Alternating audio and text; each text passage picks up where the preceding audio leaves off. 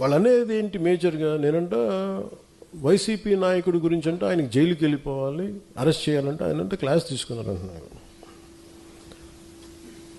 మీరు చెప్పండి,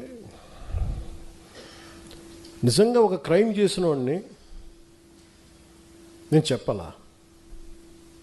అంటే ఒకటి జైలుకి వెళ్ళిపోయి ఒకళ్ళకి ఏదైనా అయిపోతే దానివల్ల జనసేన ఎదుగుతాడు, పవన్ కళ్యాణ్ ఎదుగుతాడు. అంత దిగజారుడు మైండ్ సెట్ ఉంది. అసలు దానికోసం పాలిటిక్స్కి వస్తామా?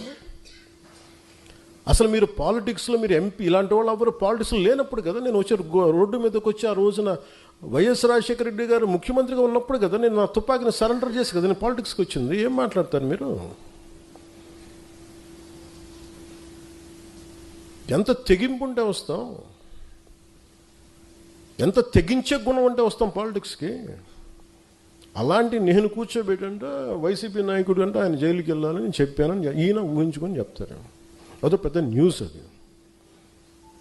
మరి మీరు అందరికీ కళ్ళుకి ఏం కనిపించట్లేదండి? మీ అందరికీ సమస్యలు కనిపించట్లా?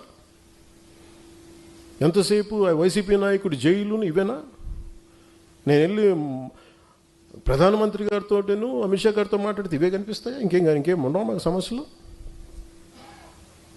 దేశ భవిష్యత్తు గురించి మాట్లాడమా? ఆంధ్రప్రదేశ్ అభివృద్ధి గురించి మాట్లాడమా? కూర్చోబెట్టి వీళ్ళని జైల్లో పెట్టండి, వాళ్ళని జైల్లో తీయండి, వీళ్ళ నడుంకి బెల్ట్ కట్టేయండి, వాళ్ళ గురుజులు ఇవే చెప్తాం చెన్నాలి. ఆయన వాళ్ళకి చెప్పాలా? వ్యవస్థకి నేను చెప్పాలా? ఏసీబీ కోర్టులోనూ వాళ్ళకి క్రైమ్స్ లేవా? రిజిస్టర్ అవ్వలేదు, వాళ్ళు కోర్టుకి వెళ్ళవు, కోర్టులు పనిచేయట్లేదు, కోర్టుకి మేము చెప్పాలా? సుప్రీంకోర్టు జడ్జిలకు తెలియదా ఎవరు నేరం చేశారు, ఎవరు చేశారని తెలియదా? మేము చెప్పాలా?